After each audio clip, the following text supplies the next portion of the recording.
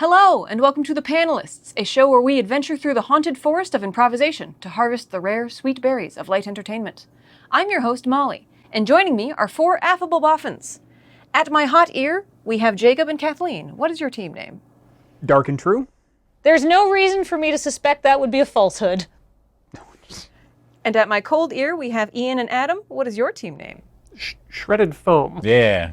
Because I found some. We found some. We decided that's our team name now. Also, I'm pretty sure it's what happens at Starbucks if they put like protein powder in your latte. Yeah. We could also be team Adam doesn't know what a boffin is. I'm so happy to get to share this with you. Yeah. So we're already learning a lot about each other, and in further good news, your landlord's large adult son is moving back home after failing to find his fortune, and your lease is not being renewed. With desperation coiling inside you, you enter a sketchy lottery where the grand prize is a newly vacant residence. Luckily, you have both won. So where do y'all make your new home? Either a microloft in a new building downtown. Sure, your unit is only 138 square feet, but the building is packed with amenities like a gym, a rooftop deck, and a European-style communal bathroom, since your unit can either fit a toilet or a Murphy bed, or a reindeer farm in Nuorgam, which is the most remote place you can reach by road in Finland. You get 18 hours of day in the summer and 4 hours in the winter, so every night is movie night. But property tax is due in October, so you'd better learn reindeer farming and finish very quickly. Team Goth, Dark, and Handsome. I'm going to leave this up to you. I could go either way very, very happily. So what would you be more comfortable with? I demand the solitude and smell of a reindeer farm in Finland. Wait. Point of clarification. Yeah. Are we sharing this reindeer farm? And would we be sharing the microloft? Oh yes, you have both won the contest. Yes, let's share the reindeer farm. I like you very much, and I don't want us to kill each other. What is your plan for the 18 hours of day in the summer? Because you don't seem like fun in the sun types. Think about how much homemade kombucha we can ferment in that sunlight. Oh, even though we're sharing acreage, you don't want me having kombucha. But I like reindeer farm so that we don't murder each other. Yeah, and think about this. We could do competitive farming. Like, you could take half the herd, I could take half the herd, but we could both try to teach our reindeer chess and see who wins. Like, Yep. That's going to occupy at least a few of those dark hours. Who can breed a reindeer with the most points on their antlers? Oh, absolutely. Yeah, there you go. Yeah, cool. Hours of fun in the sun. Totally. Team Shredded Foam, how do you like your new microloft? I feel like I am very easy to live with. Oh, definitely. I'm very relaxed, very cool, very hip, Yep, quiet. quiet. And I feel like if we lived in a 138 square foot room together, I think we'd be fine. But you know what the biggest bonus is? We never have to entertain guests. Exactly. You can't come to my house. We have 138 square feet between two people. Sorry. I mean, you'll have to sit on Adam's bed, Yeah. or I mean, I'm taking the top bunk. Sorry, Mom. Can't come for Christmas. Sorry, Dad. Can't come for Thanksgiving. Yep. Whoops. Yeah, we never have to worry about a family coming over, friends coming over. We get to live the true millennial lifestyle of being completely in solitude with nobody bothering us ever. Oh. You know who's going to want to visit a farm? Everybody. Let's be honest here. I think, all reindeer and kombucha farming is gonna, possibly turn into a shining situation between the two of us. There is definitely the thought of solitude-induced despair and or murderous tendencies. So I think we'll welcome any guests. You want to come out to us? Go for it. We have all of this space. We have all of these reindeers. You can also spend a few hours teaching Pointy here how to play chess because he just can't get that rook-queen maneuver down. So chess playing genetic experiments with a taste for human flesh. God, you're describing paradise to me, Jacob, right now. Gentlemen? I think what's going on here is they may have inadvertently turned themselves into a tourist attraction by putting together a stealth Frozen theme park. Yeah. Like, what do you remember from Frozen? Nothing. I've never seen it. Cold times, cold areas, snowmen, and reindeer. Sure, yep. That's Frozen. Yeah, I love Frozen. Do you want to move to Finland? What do we call this place? My suggestion would be Scoochin' and Boochin' because you're going to be running from the reindeer, the murder reindeer, while drinking our sweet, sweet booch. Ooh. Which I've never said before in my life, and I hate it. Jacob and Kathleen scooching and booching oasis. Yep. Come to deep Finland. I get very nervous when I have to poop in public. And it's going to add time onto my day where I'm sitting in the stall waiting for other people to leave so I can finish pooping. So, yeah, I'm going to spend a lot of time in that communal bathroom, and I'm worried about that. I wouldn't be worried about that at all. That seems to be one of those things that you'll be able to get through very quickly. And if not, we can use the same sort of solutions in the bathroom that we have in our apartment. I'd like to actually explore this a little bit here. Okay. 138 feet doesn't seem like a lot when you just put out a number like that. Yeah. But that's, that's over 13 by 13 feet on each side. Yeah. That's a lot of space to work with, especially if you start stacking things. Do you see where I'm going here? Yes. We can stack our couches and have our own little couch. We could even put in a subfloor so that each of us have our own privacy, and then we take it to the bathroom. Oh. Yeah. And you can double-decker the bathroom. Now, of course you're going to So wait, you were going to stack the toilets? Of course. Now, of course, you might say, oh, Ian, if you do that, you'll just shit on my own head. No. Okay, because that's what I was thinking. Yeah. You need to think got in the me. full 2 dimensions. Okay. You need to think laterally, so that you have one person on the bottom on the left Yeah. who's going straight down into the pipes. Okay. You got the other person up top, above. Yeah. And there, we can bolt it into the sink, and then you've got 2 toilets. How are you gonna poo like next to someone who is right there? May I offer a solution? Mail order kombucha. Adam, I assume you're going to keep your job. Yeah, I am. Which means you're going to be streaming. Yes. Which means you need to use that home bathroom. I'll shit at work. I'll leave all the time for you. Oh, I didn't even think about that. Yeah. Boy, you got to be on a schedule then. I respect the hell out of that, actually. Wow, that's the nicest thing anybody's ever said about anything that has anything to do with my life, Ian. That was like, wow, you're like, I'll shit at work, it's okay. It's like, what if you wake up in the middle of the night and you have to poop? Are you just going to hold it? Doesn't happen. Oh. When you get to this age, it's one of the few pleasures of life. Is a reliable bowel movement. Oh, okay. I don't know. For me, it's like a ninja attack. It like happens. I'm like, well, gotta poop. It's like, now's the time. My tiny baby body decides like, nope, now is the time for shitting. It's not like on a schedule. You've got to open that front door and get those arms behind you to get to that bathroom as fast as possible. I know that reference. A Goth Dark and Handsome, needn't I remind you that property tax is due in October, so you will need to find a way to turn a profit somehow with your reindeer murder farm and kombuchery. We could market ourselves as some sort of exclusive back to the earth thing. We could be like, experience the delights of Midsommar, which I realize is a horror movie, and I'm making this reference on purpose, but some people will do anything for a thrill because they're dead inside. That's So true. we invite them out to our freaky reindeer murder kombucha farm. Yep. You may or may not die, but you will have a delicious reindeer cottage cheese breakfast every single day. Right. And you may not think it's delicious, but I'm going to assure you it is. Absolutely. We set up a yurt in a field. We're surrounded by militant reindeer who have started reading the Communist Manifesto. That's true. I can just imagine like the empty winter field and just like looking out over our domain, and every once in a while we hear like a and then like a scream just in the distance. Just be like, ah yes, it's working. Team Shredded Foam, do you have anything to add? Any small batch beverages you're going to make in your microloft? Eventually, we are going to kill each other. You put 2 strong enough personalities like these in the same place for that long. I just made my opening pitch was that I'm easy to get along with. Oh no, the problem is we're too easy to get along with. We're going to be stumbling all over each other to the point where we won't be able to handle it anymore, and one of us is going to snap.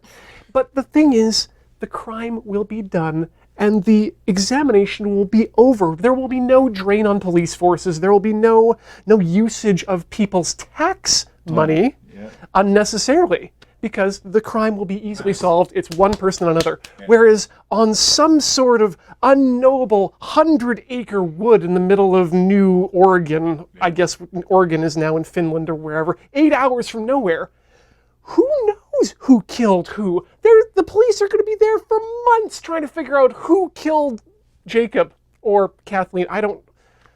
I'm going to say Jacob, because Jacob it's looks like he probably can't run. Yeah, because I mean, like, we're a 5-minute extra bit on Law and Order. They're like a whole season. We could be the inspiration for a best-selling novel and or adaptation, and then a worse adaptation with English-speaking actors. Yep.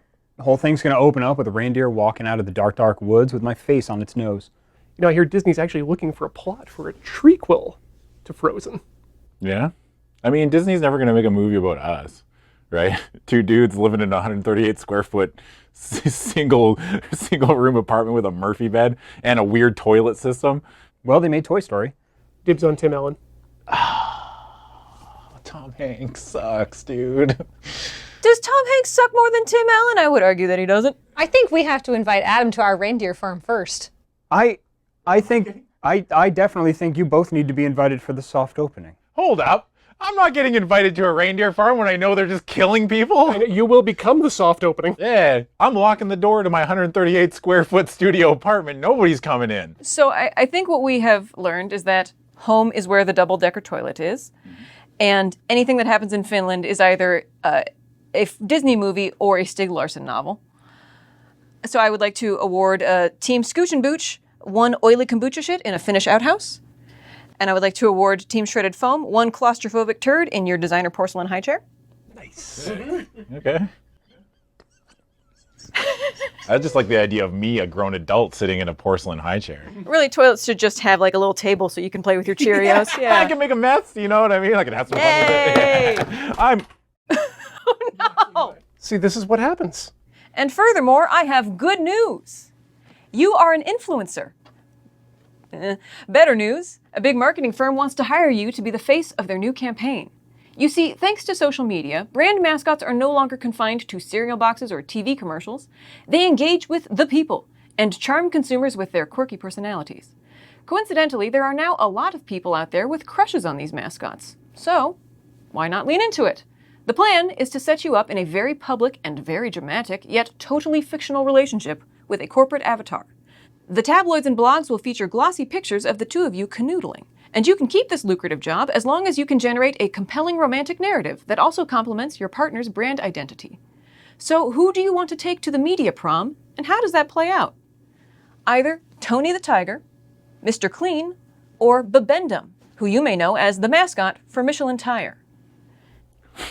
Team Shredded Foam. Well, I think I know which one you want to pick. Adam. Yes. I mean, there's some strong choices there. Like, Yeah. first of all, physical strength, Mr. Clean. Yeah. Strong on dirt. Yeah.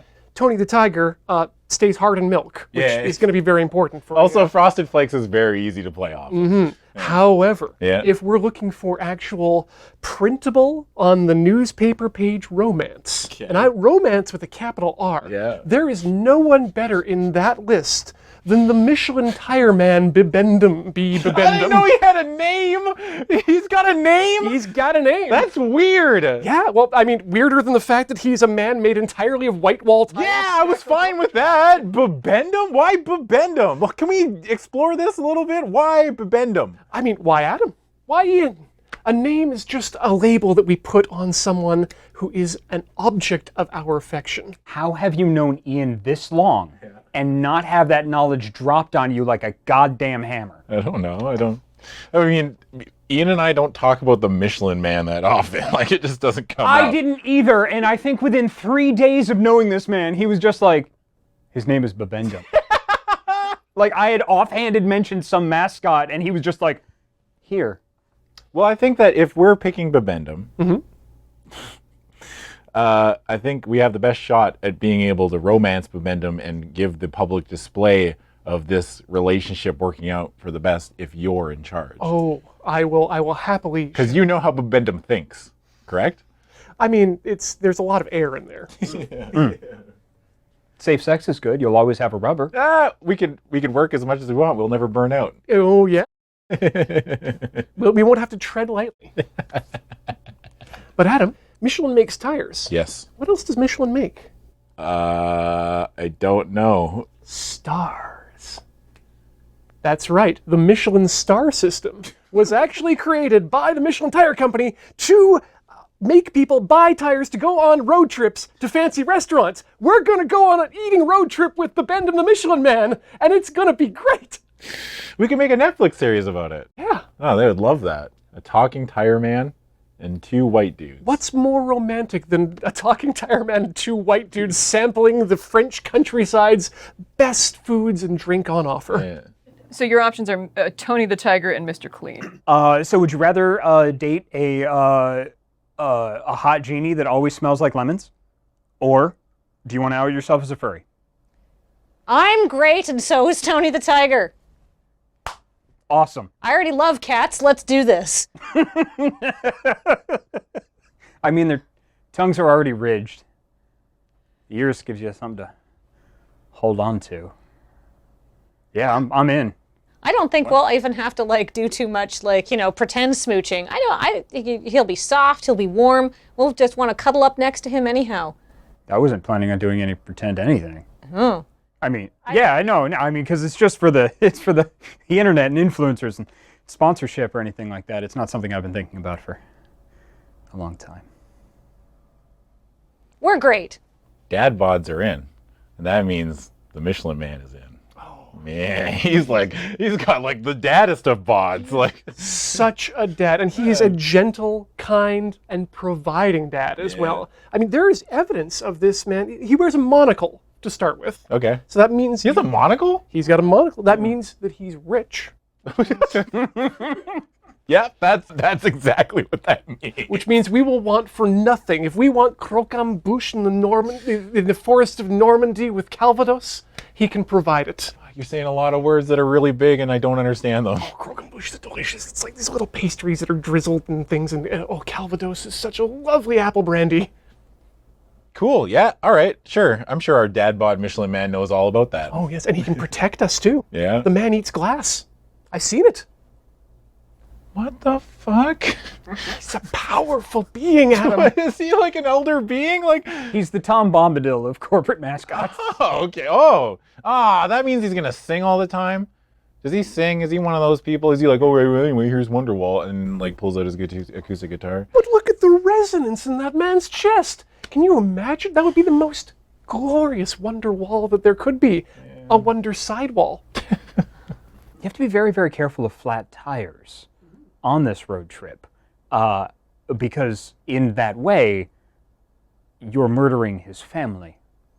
And you have to be very, very careful about that, especially if you see these tires as disposable as you switch them out. What does that say about your relationship with Bibendum?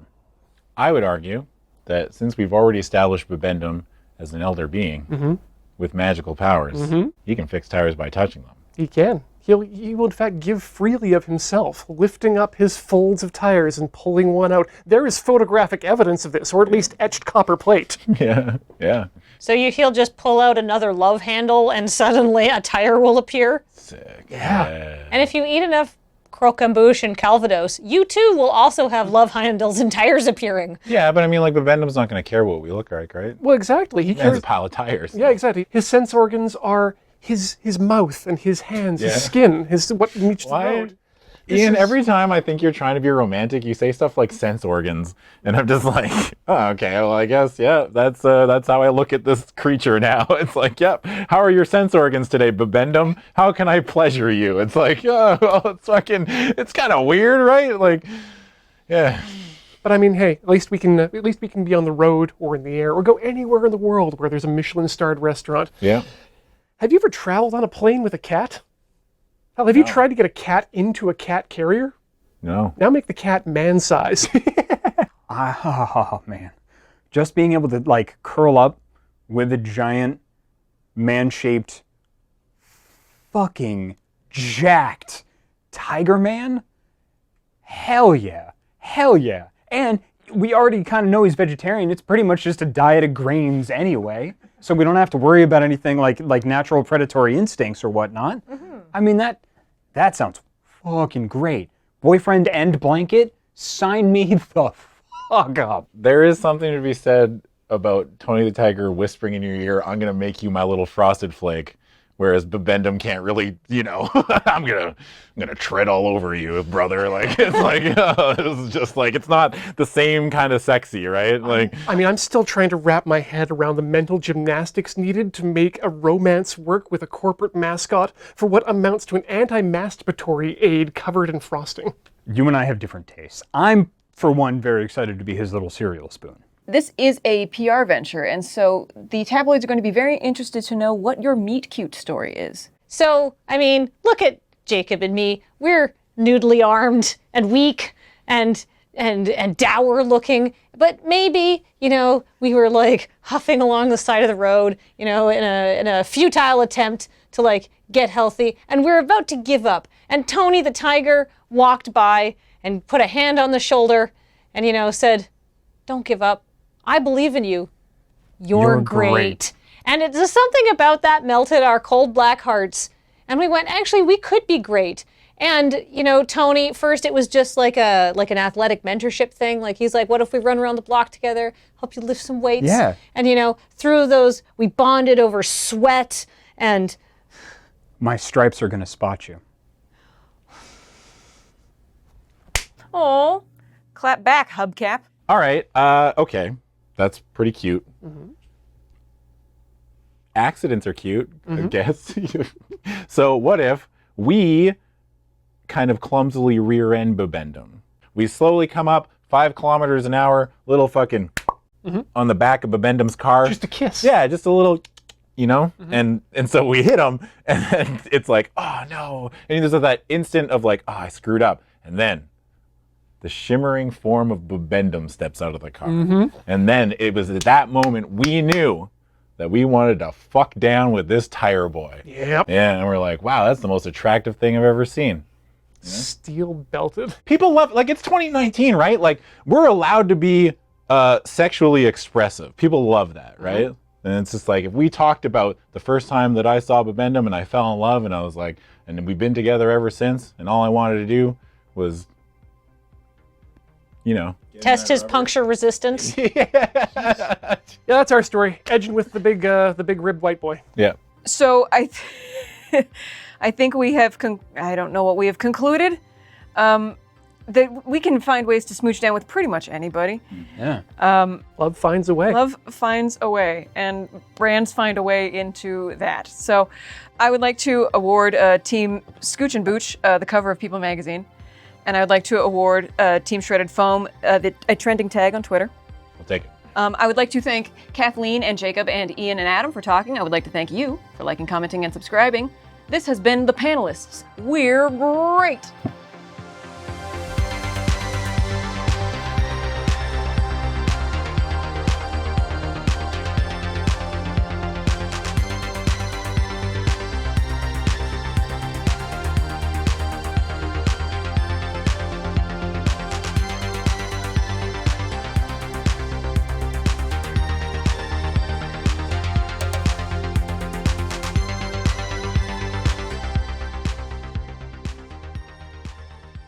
You go out there and you feel recharged by going back to the earth, by doing things like helping us feed hundreds of too clever for their own good reindeer who have started to think about chess and revolution.